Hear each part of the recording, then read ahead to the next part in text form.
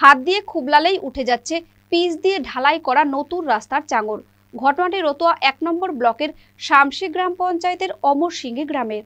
পিচের চাঙর রাস্তা দিয়ে উঠে আসায় গ্রামবাসীরা ক্ষুব্ধ হয়ে গ্রামীণ সড়ক নির্মাণের কাজ বন্ধ করে দেন। এলাকাবাসীর বক্তব্য, সরকারি শিডিউল মেনে যতক্ষণ না পর্যন্ত রাস্তা নির্মাণের কাজ হবে ততক্ষণ গ্রামবাসীরা ঢালাই করতে দেবেন না। গ্রামের বাসিন্দা মোহাম্মদ সাইফুদ্দিন, পাণ্ডব দাস, ষষ্ঠী দাসদের বক্তব্য, নিম্নমানের নির্মাণ সামগ্রী ব্যবহার করা হচ্ছে। এ নিয়ে রতুয়া ১ নম্বর বিডিও রাকেশ টোপ্পা জানান, নিম্নমানের কাজের অভিযোগ বিষয়টি ঊর্ধ্বতন কর্তৃপক্ষকে জানানো হয়েছে। এদিকে PMGSY এর নির্বাহী বাস্তুকার নন্দদুলাল ভগত জানান, অভিযোগের কথা শুনেছি, রাস্তায় কোথাও কোথাও থিকনেস কম ছিল আর পিচকে জমতে দেওয়ার সময় দিতে হবে। তবুও অভিযোগ পেয়ে বিভাগীয় ইঞ্জিনিয়াররা ঘটনাস্থলে গিয়ে সবকিছু খতিয়ে দেখবেন।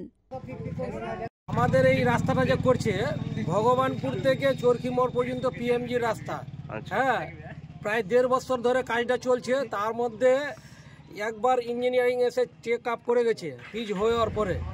ওই ইঞ্জিনিয়ার বলছে যে কাজটা দ্বিতীয়বার ভালোভাবে করতে হবে, কিন্তু গতকাল রাস্তাটা করার পরে আমাদের এখানে গতকাল করেছে, আজকে গাড়ি যাচ্ছে, গাড়ি জোরে ব্রেক করলে সব মাল তুলে উঠে যাচ্ছে।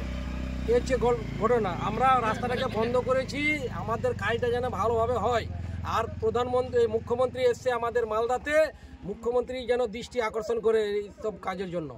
আন্দোলন করছি 81 নম্বর জাতীয় সড়কের পাশ থেকে ভগবানপুর হয়ে যে রাস্তাটা হচ্ছে হলদিবাড়ি অবধি, সেই রাস্তাটা প্রায় 1 থেকে 1.5 বছর ধরে কাজটা চলছে, কিন্তু এই কাজটা এখনো সম্পন্ন হয়নি। তার আগে আবার দেখছি কাজ স্টার্ট করেছে, তো যে পরিমাণে ম্যাটেরিয়াল দেওয়ার কথা ম্যাটেরিয়াল সে পরিমাণে দিচ্ছে না।